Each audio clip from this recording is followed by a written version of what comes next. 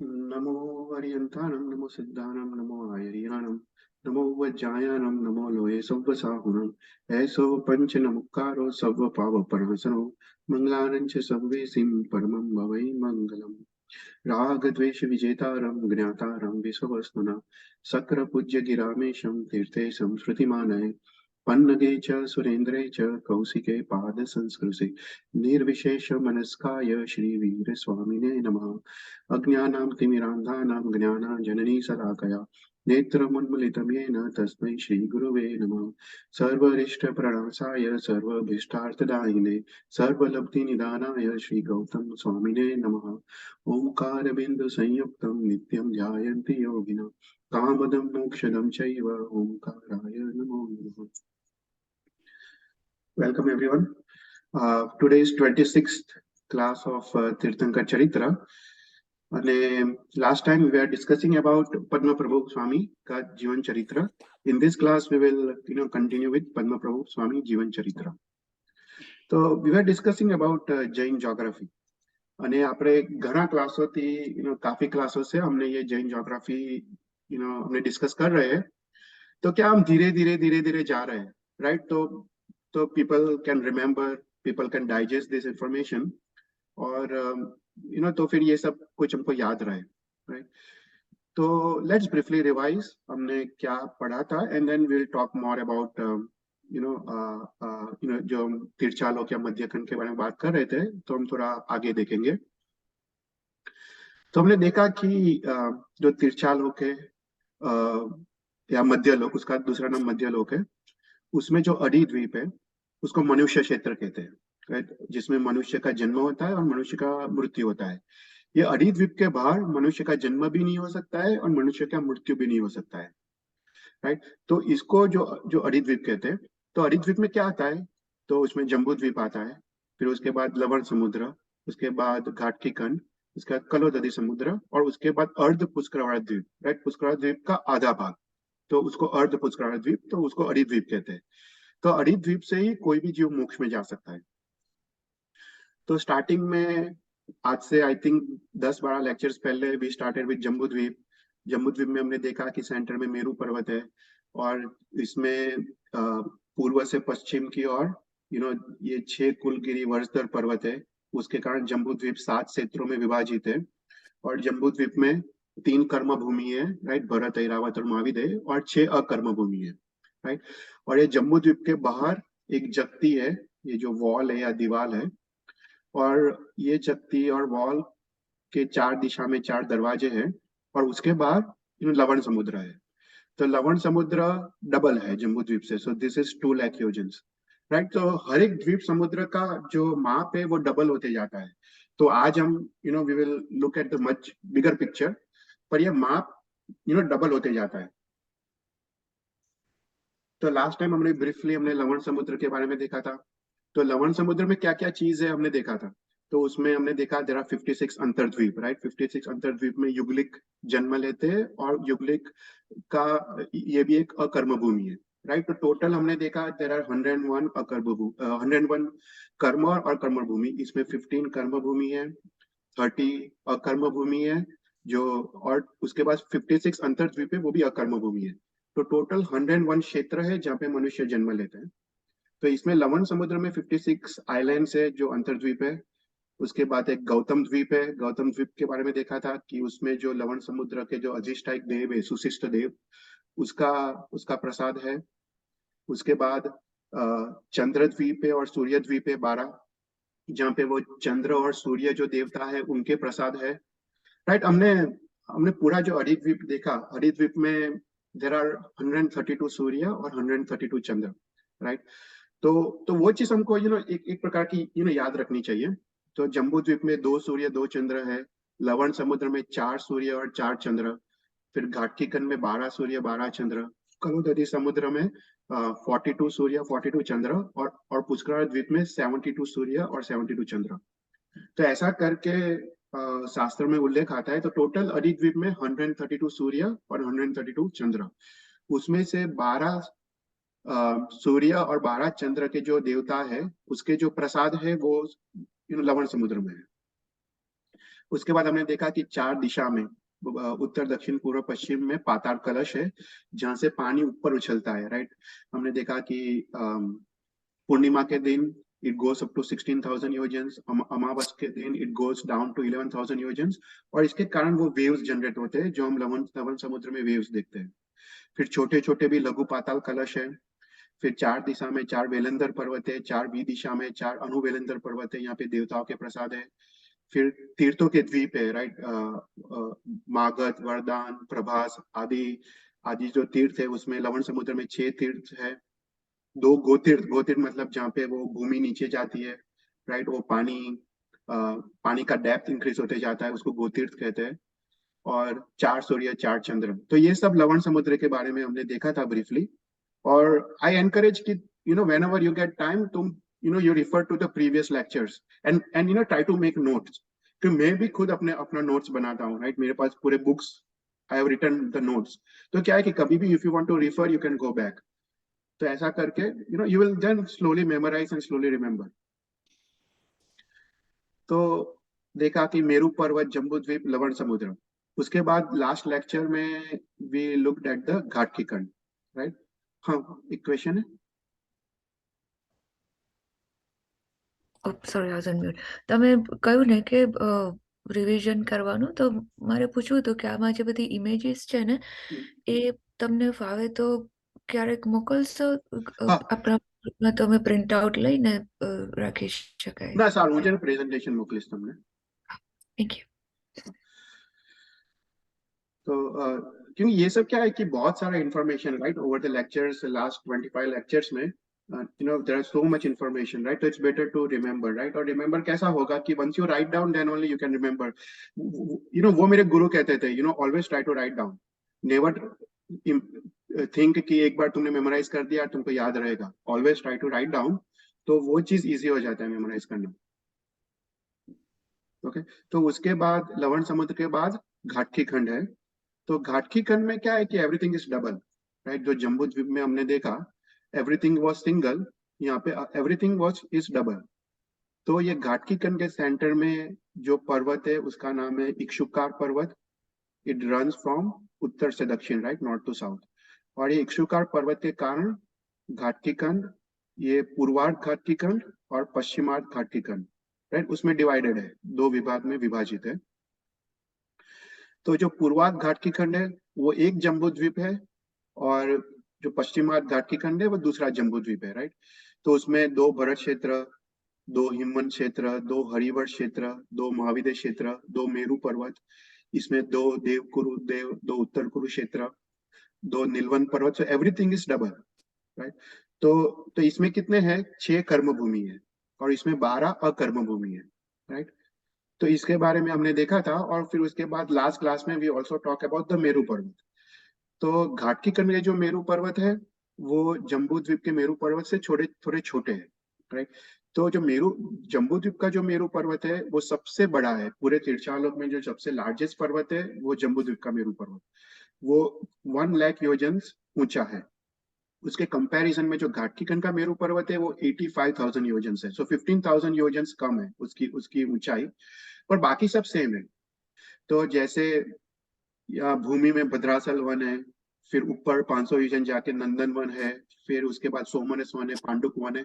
तो वो सब सेम है इवन घाट की खंड में। तो घाट की खंड में भद्रासल वन है, नंदन वन है, सोमनस वन है और पांडुक वन है। और ऊपर चुलिका है, राइट। ऊपर ऊपर चार चार चार चुलिका है और उसमें भगवान का अभिषेक होता है। और ऊपर एक सिद्धायतन भी है, मतलब अपना एक शाश्वत जिन चैत्य भी है, राइट। तो यहाँ पे 4 दिशा में 4 चुलिका है। इसके भी नाम हमने देखे थे, रक्त बला, अति रक्त बला, पांडुक बला, अति पांडुक बला, ऐसे करके चार चार दिशा में 4 चुलिका है, वहां पे भगवान का अभिषेक होता है, राइट। तो ये चीज जस्ट फॉर इंफॉर्मेशन की घाट की खंड का Meru Parvat is little smaller than Jambudvipa का मेरू पर्वत। और ऐसे 2 मेरू पर्वत है घाट की खंड में। तो we went into all this details last time, हम वापस नहीं जाएंगे, but this was all the size comparisons between the Jambudvipa Meru पर्वत और घाट की खंड का मेरू पर्वत। फिर उसके बाद तो यहाँ तक हमने देखा था अभी हम आगे देखते हैं, राइट? तो ये पूरा नक्शा है अरिद्वीप का। I know it's too much crammed, but this was the best map I could find, okay, अपने बुक से। तो सेंटर में जम्बू द्वीप, फिर लवण समुद्र, फिर घाटकीकन, फिर कलोदरी समुद्र। ये कलोदरी समुद्र वो 8 लाख योजन है, राइट? घाटकीकन इज 4 लाख योजन, ये कलोदरी समुद्र इज 8 लाख योजन। और उसके बाद पुष्कर द्वीप, तो पुष्कर द्वीप ये पूरा है वो 16 लाख योजन है, राइट? दिस होल पुष्कर द्वीप इज 16 लाख योजन।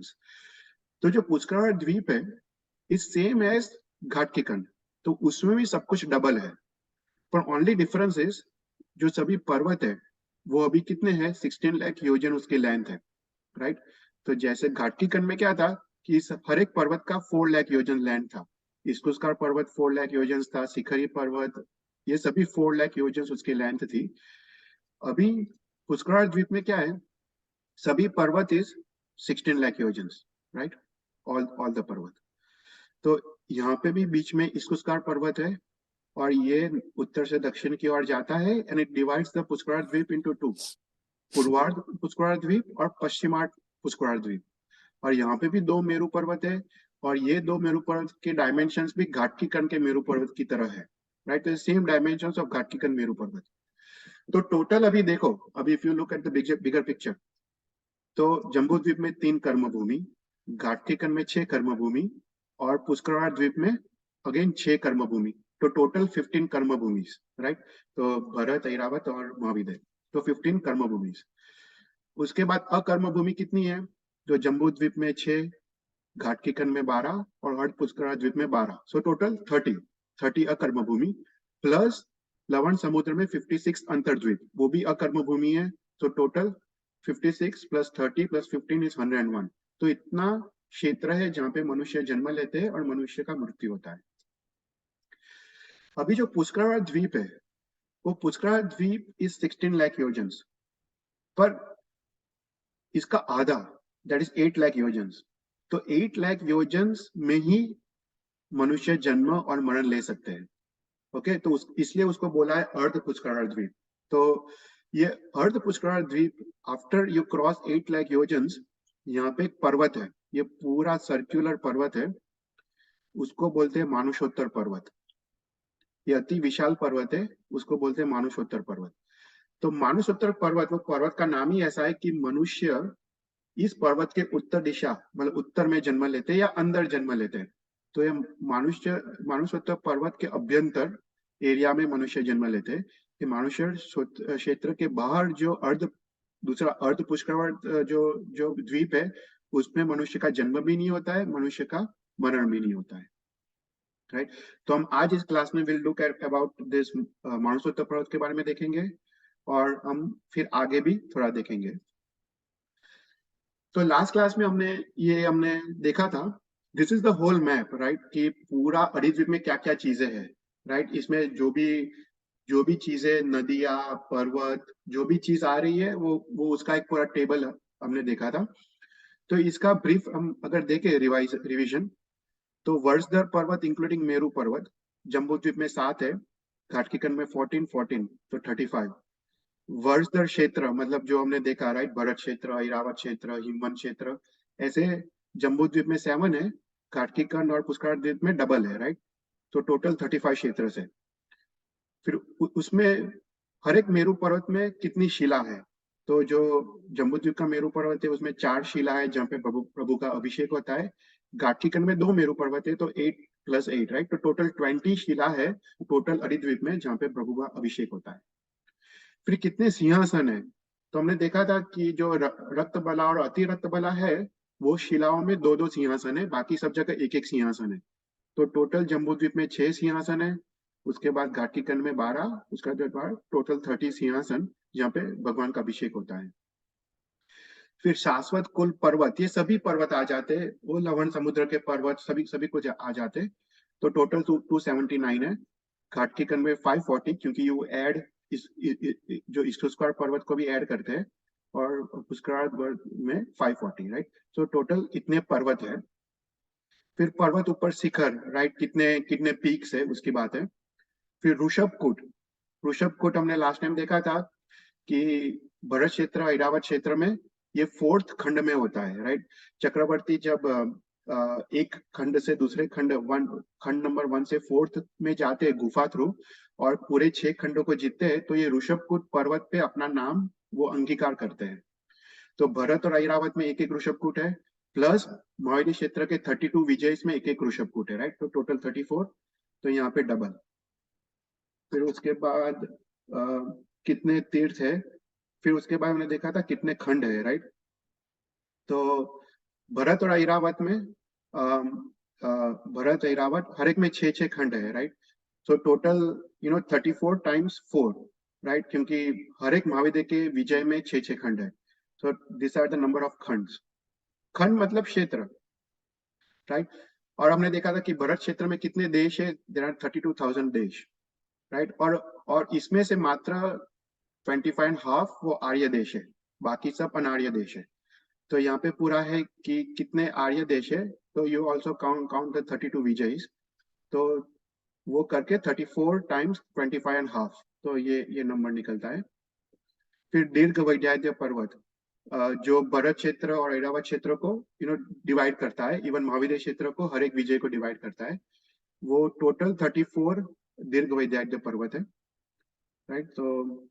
तो यहाँ पे नीचे है शायद, या फिर कितने द्रह है, राइट। इसके बारे में देखा था कि जम्बू द्वीप में जो गंगा नदी निकलती है, हर एक वर्षधर पर्वत पे एक एक द्रह है, प्लस देवकुरु में 5 द्रह है और उत्तर कुरु में 5 द्रह है, तो ऐसा करके 16 द्रह है, तो 32। फिर उसके बाद कितनी महानदी है, जम्बू द्वीप में 14 महानदी है, राइट। गंगा, सिंधु, सीतोना नदी आदि आदि, तो टोटल, तो ये सब this is for information, right. फिर ये वृक्ष, जम्बू द्वीप में पृथ्वी काय में जो हमने वृक्ष के बारे में देखा था, जम्बू वृक्ष और सामली वृक्ष, तो ऐसा घाटकीकन में घाटकी वृक्ष है, महाघाटकी, सुदर्शन वृक्ष, प्रियदर्शन वृक्ष, तो ये सब पृथ्वी काय में वृक्ष कितने हैं उसकी संख्या है। और फिर उसके बाद आंतर नदी कितनी है महावीर क्षेत्र में, वस्त्रास्कर पर्वत कितने हैं, गंजदंत पर्वत कितने हैं जो देवकुरु उत्तर कुरुक्षेत्र, फिर ईशुस्कार पर्वत कितने, जम्बू द्वीप में कोई नहीं है, और फिर घाटकीकंड और पुष्कर द्वीप में 2 2 है। फिर उसके बाद ये शाश्वत चैत्य, वो जग चिंतामणि क्लास में इसके बारे में लिया था, हमने इसका पूरा कैलकुलेशन दिखाया था। तो शाश्वत जिन चैत्य कितने हैं, जम्बू द्वीप में 635 है, घाटकीकंड में 1272 है, पुष्कर द्वीप में 1272 है, राइट। और कितने सूर्य और चंद्र, राइट। तो टोटल 132 सूर्य, 132 चंद्र। तो ये सब जस्ट ब्रीफली हमने रिवाइज किया। अभी ये जो मैप है वो पूरा अरिद्वीप का है। तो अरिद्वीप के जो बाहर जो मानुषोत्तर पर्वत है उसके बारे में विल टॉक अबाउट। तो ये मानुषोत्तर पर्वत, राइट, ऐसा ऐसा लगता है, ये एक कवि की कल्पना है, ये ऐसा लगता है कि वो एक मनुष्य क्षेत्र को प्रोटेक्ट करता है, राइट, क्योंकि ये कैसा है, पूरा एक पैलेस जैसा है, किले जैसा है। तो शास्त्रों में ऐसा उल्लेख आता है कि मानुषोत्तर पर्वत वो पूरे मनुष्य क्षेत्र को पूरा प्रोटेक्ट करता है, अपने मनुष्य को प्रोटेक्ट करता है, एक किले जैसा उसका है। अभी ऐसा है ना कि मनुष्य का जन्म सिर्फ हरिद्वीप में होता है, उनका मरण भी हरिद्वीप में होता है, पर कितने कितने मनुष्य, कितने लब्धिधारी, जो चारण लब्धि आदि लब्धिधारी मनुष्य या कोई देवताओं के सहाय से they can go out of this Haridweep, they can go outside dweep, जो इसके बाहर जो असंख्य द्वीप समुद्र है, तो वहां तक भी वो लोग जा सकते हैं। पर शास्त्रों में लिखा है कि उनका मरण नहीं होता है, तो मरण के वक्त उनको अवश्य वापस आना पड़ता है हरिद्वीप में। तो they can still travel outside अपने लब्धि से या देवताओं की सहाय से, पर उनका मरण वो क्षेत्र में नहीं हो सकता है, उनका मरण अवश्य ये हरिद्वीप के अंदर ही उनका उनका मरण होता है। तो जो ये हरिद्वीप है, हरिद्वीप में जो जो सूर्य और चंद्र है, 132 सूर्य, 132 चंद्र, तो ये सब मेरू पर्वत को प्रदक्षिणा देते हैं, राइट। जो अपने अपने जो मेरू पर्वत है, जम्बू द्वीप में जो 2 सूर्य 2 चंद्र है, वो जम्बू द्वीप के मेरू पर्वत को प्रदक्षिणा देते हैं। फिर तो घाटकीकन में जो मेरू पर्वत है, जो सूर्य चंद्र है वो घाटकीकन के मेरू पर्वत को प्रदक्षिणा देते हैं, राइट। तो ये सब Surya Chandra they are all moving, तो उसको चलित बोलते हैं, चलित। पर अरिद्वीप के बाहर, अरिद्वीप के बाहर असंख्य सूर्य और असंख्य चंद्र है, बियॉन्ड दिस अरिद्वीप। पर ये सभी सूर्य और चंद्र स्थिर है, उनका कोई भी मूवमेंट नहीं है। तो जो अरिद्वीप है, अरिद्वीप में मात्र में ही सूर्य और चंद्र का मूवमेंट है, अर्थात जो टाइम है, जो समय है, वो मात्र अरिद्वीप के अंदर है। जो व्यवहार काल है, हम बोलते हैं कि आज दिन हुआ, आज रात हुआ, मंथ हुआ, पक्ष हुआ, वो सब जो बोलते हैं, मुहूर्त हुआ, वो मात्र अरिद्वीप में है। अरिद्वीप के बाहर since all the Surya and Chandra are स्थिर, मतलब उसका मतलब क्या कि जहाँ पे दिन होता है वहां पे दिन होता है, जहाँ पे रात होता है वो कंटिन्यूअस अनंत काल तक वहां पे रात होता है। तो वहां पे सूर्य चंद्र का कोई भी मूवमेंट नहीं है। तो वहां पे जो समय है वो निश्चय काल बोलते हैं। मतलब वहां पे समय तो चलता ही है, राइट, वो टाइम ऑलवेज मूव्स फॉरवर्ड, पर वो निश्चय काल है, मतलब उसका कोई बेसिस नहीं है, राइट। मतलब देयर इज, यहाँ पे तो क्या है कि हम सन के हिसाब से हम हमारा दिन रात होता है, राइट, हमारा टाइम का मूवमेंट है। पर वहां पे तो सन तो मूव नहीं होता है, तो वहां पे निश्चय काल है। तो वहां पे जैसे देवताओं में निश्चय काल है, नरक में भी निश्चय काल है, ऐसे अरिद्वीप के बाहर निश्चय काल है। वहां पे समय तो मूव होता है, पर there is no basis, right. तो उसको निश्चय काल बोलते हैं। तो शास्त्रों में लिखा है कि अरिद्वीप के बाहर, तो अरिद्वीप के बाहर वहां पे कोई भी नदियां नहीं है, जैसे गंगा, सिंधु, ऐसे जो नदी जो जम्बू द्वीप में है, अरिद्वीप में ऐसी कोई भी नदी नहीं है। वहां पे कोई भी सरोवर नहीं है, वहां पे कोई भी बादल नहीं है, वहां पे मेघ नहीं है, कोई भी बरसात नहीं है, वहां पे बादलों की गर्जना नहीं है, वहां पे बिजली भी नहीं है, जो बादलों एक दूसरे से टकरा के बिजली उत्पन्न होती है, since there is no clouds, वहां पे कोई बिजली नहीं है। फिर बोलते हैं वहां पे कोई बादल अग्नि के जीव भी नहीं है, मतलब you cannot even make fire. वहां पे अरिद्वीप के बाहर देयर इज नो फायर, तो वहां पे बादल अग्नि के जीव भी नहीं है। उसके बाद तीर्थंकर, चक्रवर्ती, वासुदेव, बड़देव, मनुष्य कोई भी वहां पे जन्म नहीं ले सकता है, वहां पे उनका मृत्यु भी नहीं हो सकता है। उसके बाद जो समय है, समय, आवलिका, मुहूर्त, दिन, पक्ष, मास, अयन, वर्ष, युग, जो ये जो समय का माप है, उत्सर पीढ़ी अवसर पीढ़ी, वो आदि कुछ भी नहीं है वहां पे, राइट, क्योंकि वहां पे कोई सूर्य एंड चंद्र पूरा स्थिर है, राइट। तो आउटसाइड दिस अरिद्वीप, द्वीप और समुद्र तो है, असंख्य द्वीप है, असंख्य समुद्र है, उसमें जीव भी है, मत्स्य भी है ये समुद्र में, पर कोई मनुष्य नहीं है, तिर्यंच के जीव है। और पर्वत भी है। इसके बाद शाश्वत जिन चैत्य भी है अपने ये अरिद्वीप के बाहर, जहाँ पे ये जो मुनि भगवंत या देवता वहां पे चैत्य वंदन करते हैं। पर वहां पे कोई भी ये सब नहीं है, नदी नहीं है, मेघ नहीं है, बरसात नहीं है, बादल नहीं है, अग्निकाय के जीव नहीं है, तो ये कुछ भी नहीं है आउटसाइड दिस अरिद्वीप। तो let's briefly look at this Manushottar Parvat, right. तो ये जो पुष्कर द्वीप है, पुष्कर द्वीप के 8 लाख योजन आगे जाए तो ये मानुषोत्तर पर्वत आता है। तो 8 लाख योजन के बाहर है, मतलब वो सेकंड हाफ ऑफ पुष्कर द्वीप है, में ये मानुषोत्तर पर्वत है। तो ये मानुषोत्तर पर्वत के 4 दिशा में 4 शाश्वत जिन चैत्य है। ओके, तो 4 दिशा में 4 शाश्वत जिन चैत्य है, और 4 दिशा में 3 3 देवताओं के प्रसाद है। ओके, जो 4 टाइम्स 3 12 ये देवता के प्रसाद है, प्लस हर एक दिशा में एक देवता के प्रसाद है। ओके, सो टोटल 16 देवता के प्रसाद प्लस 4 शाश्वत जिन चैत्य, तो टोटल 20 थिंग्स है इन ये मानुषोत्तर पर्वत के ऊपर। तो कहते हैं कि जो जो चारण लब्धिधारी मुनि भगवंत है, ये जो पुष्कर द्वीप के बाहर जाते हैं, तो यहाँ पे ये जो शाश्वत जिन चैत्य है वहां पे वो चैत्य वंदन करते हैं। यहाँ पे उनका विश्राम का भी स्थान है, और वहां पे वो आकाशगामिनी विद्या से जाते हैं, और यहाँ पे वो शाश्वत जिन प्रतिमा का यहाँ पे चैत्य वंदन करते हैं। तो ऐसा शास्त्रों में उल्लेख आता है, राइट। अभी ये जो मानुषोत्तर पर्वत है, उसका जो डायमेंशंस है ना, इट इज सेम एज वेलंदर पर्वत या अणुवेलंदर पर्वत, जो हमने लवण समुद्र में देखा, वेलंदर और अणुवेलंदर पर्वत, उसके डायमेंशन सेम है। तो अगर किसी को याद हो, तो पर्वत की ऊंचाई 1721 योजन से, उसकी बेस में जो पौराई है वो 1022 योजन से, और शिखर पे जो पौराई है वो 424 योजन से। जो वेलंदर पर्वत था वो सेम है, ओनली थिंग ये पूरा सर्कुलर पर्वत है, इट कवर्स द, तो इसका circumference is extremely large, right. तो यहाँ पे कहा गया है शास्त्रों में कि इसका जो शेप है ये पर्वत का, वो सिंह निषादी आकार का शेप है। ओके, तो इसका अर्थ क्या, तो यहाँ पे लिखा है कि जैसे सिंह है, सिंह जैसे बैठा होता है, उसके दो पीछे के दो पांव नीचे होते हैं, ऊपर के आगे के दो पांव ऐसे ऊपर होते हैं, तो ये जो स्ट्रक्चर क्रिएट होता है, राइट, एग्जैक्टली जो ये ट्रायंगल जैसा, उसको सिंह निषेधी आकार बोलते हैं।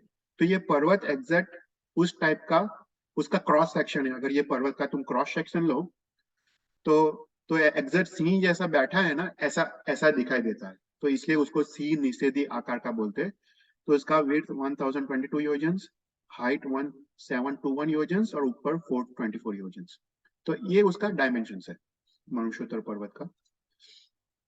तो यहाँ पे शास्त्र में पूरा लिखा है, ऊंचाई, भूमि के अंदर वो कितना है, वो सब, कूट की संख्या 20, राइट, उसमें चार शाश्वत जिन चैत्य और 16 देवताओं के प्रसाद, उसका आकार किसका बना है, तो वो जाम्बूनाथ सुवर्णमय, वो एक रत्न रत्न जैसा है, वो उस प्रकार का बना है। फिर उसका सरकमफरेंस कितना है, राइट, तो अभ्यंतर सरकमफरेंस इज वन, कितना है पता नहीं, 1,42,30,249 योजन्स। तो उसका अभ्यंतर सरकमफरेंस, बाह्य सरकमफरेंस और मध्य का सरकमफरेंस, तो ये सब ना काफी डिटेल्स आते हैं शास्त्र में। तो ये सब हमको इंफॉर्मेशन हमको हमको मिलती है, राइट। तो इसके बाद, राइट, तो हमने देखा मेरू पर्वत, मेरू पर्वत के बाद जम्बू द्वीप, जम्बू के बाद लवण समुद्र, फिर घातकी कर्ण, कलोदधी समुद्र, पुष्करावर द्वीप, राइट। फिर पुष्करा द्वीप के बाद पुष्करावर समुद्र, फिर उसके बाद वारुणीवर द्वीप, वारुणीवर समुद्र, शीरवर द्वीप, शीरवर समुद्र। तो ये जो पता है शास्त्र में क्षीर समुद्र का उल्लेख आता है, वो ये है, ये फिफ्थ है, फिफ्थ जो समुद्र है वो क्षीर समुद्र है, जिसके पानी से भगवान का अभिषेक होता है। उसके बाद ध्रुतवर द्वीप, ध्रुतवर समुद्र, इक्षुवर द्वीप, इक्षुवर इक्षुवर समुद्र, उसके बाद असंख्य द्वीप और समुद्र आते हैं, और लास्ट में स्वयंभू रमण द्वीप और स्वयंभू रमण समुद्र आता है, वो लास्ट। तो तो यहाँ पे इसके बारे में हम थोड़ा देखते हैं। तो जो ये लवण समुद्र है, लवण समुद्र का जो पानी है वो सॉल्टी है, सॉल्ट, वो लवण मतलब सॉल्ट, राइट। तो उसका जो पानी है वो सॉल्टी है। फिर उसके बाद तुम फोर्थ लो, ये वारुणीवर समुद्र, उसका पानी कैसा है, तो बोलते हैं कि वो मदिरा जैसा है, दारू जैसा। तो तो बोलते हैं कि जो भरत क्षेत्र में जो दारू होता है ऐसा नहीं, राइट, वो तो दुर्गंध वाला होता है, पर ये अत्यंत मीठा, अत्यंत सुगंधीदार, वो दारू या मदिरा जैसा उसका उसका टेस्ट है। फिर उसके बाद जो फिफ्थ है वो क्षीर समुद्र। तो क्षीर समुद्र का पानी कैसा है, दूध जैसा है। बोलते कि चक्रवर्ती की जो गाय है, जो वो मीठा दूध देती है, उससे भी अधिक मिठास इसके पानी में है, ये क्षीर समुद्र के पानी में। इसलिए भगवान का अभिषेक ये पानी से किया जाता है, क्योंकि ये उत्तम पानी है, वो क्षीर समुद्र का पानी। फिर उसके बाद जो ध्रुत पर, ये मतलब दूध जैसा उसका स्वाद है। तो ऐसा नहीं है कि वो दूध है, मतलब उसका तुम दही नहीं बना सकते, या फिर उसका तुम घी नहीं बना सकते, राइट, वो उसका टेस्ट दूध जैसा है, पर वो दूध नहीं है, वो पानी है। फिर उसके बाद सिक्स्थ, ये ध्रुतवर समुद्र है, उसका टेस्ट कैसा है, वो घी जैसा है। ओके, तो अगेन उसका स्वाद उत्तम घी जैसा है, पर वो घी नहीं है, मतलब उसमें तुम फ्राई नहीं कर सकते कोई चीज, पर उसका स्वाद वो घी जैसा है। फिर उसके बाद जो सेकंड है कलोदधी समुद्र, ये पुष्कर समुद्र, और लास्ट स्वयंभू रमण समुद्र, उसके पानी का टेस्ट कैसा है, तो बोलते हैं कि वो नॉर्मल पानी जैसा है, हम जो पीते हैं ना, ऐसा टेस्ट है, वो सॉल्टी नहीं है, सिर्फ रमण समुद्र का ही सॉल्टी है। तो इसका नॉर्मल पानी जैसा है, पर वो एकदम उत्तम पानी है, एकदम निर्मल है, एकदम स्वच्छ है, ऐसा लगता है कि हम मानो अमृत पी रहे हैं। तो ऐसा उसका टेस्ट है। ये तीन समुद्र का, कलोदधी समुद्र, पुष्कर समुद्र और स्वयंभू समुद्र, तो ऐसा उसका उसका टेस्ट है, राइट, पानी का। और बाकी जो असंख्य द्वीप समुद्र है, उसका उसका टेस्ट कैसा है, तो बोलते हैं वो शेरडी के रस, इक्षु, जो शेरडी का रस है, उसमें उसमें तुम चतुर जातक, मतलब उसमें 4 चीज तुम ऐड करो। उसमें तुम केसर ऐड करो, मरी ऐड करो, तज ऐड करो और इलायची ऐड करो। उसको चतुर जातक बोलते हैं। वो शेरडी के रस में वो 4 तुम ऐड करो और तुम पियो। जो टेस्ट आता है वो बाकी के असंख्य द्वीप समुद्र में वो पानी का वो टेस्ट है। राइट। तो हर एक समुद्र का उस हिसाब से शास्त्र में वर्णन आता है। फिर उसके बाद जो अ, 3 समुद्र है, लवण समुद्र, कलोदधी समुद्र और लास्ट में स्वयंभू रमण समुद्र। ये 3 समुद्र में सबसे ज्यादा तिर्यंज के जीव है, सबसे ज्यादा मत्स्य है। तो उसमें जो लवण समुद्र में, उसमें जो मत्स्य है वो मैक्सिमम 500 योजन बड़े हो सकते हैं। फिर जो कलोदधी समुद्र में जो मत्स्य है वो 700 योजन बड़े होते हैं। और स्वयंभू रमण समुद्र में जो मत्स्य है वो 1000 योजन से बड़े हो सकते हैं। राइट। तो इतने बड़े बड़े तिर्यंज के जीव है, मतलब फिशेस, वेल्स या जो भी। और बाकी जो समुद्र है उसमें तिर्यंज के जीव होते हैं पर काफी अल्प है, उसकी संख्या बहुत कम है। तो बोलते हैं कि लवण समुद्र में 7 लाख कोड़ा कोड़ी मत्स्य है, कलर नदी समुद्र में 9 लाख कोड़ा कोड़ी मत्स्य है, और स्वयंभू रमण समुद्र में 12.5 लाख कोड़ा कोड़ी मत्स्यों की संख्या है। राइट। तो बाकी सब समुद्र में काफी अल्प है, पर पर ये 3 समुद्र में सबसे ज्यादा मत्स्यों की संख्या है। राइट। तो हम यहाँ पे ज्योग्राफी, मतलब आज का सेशन ऐड करते हैं। अभी काफी कुछ और डिस्कस भी करना है।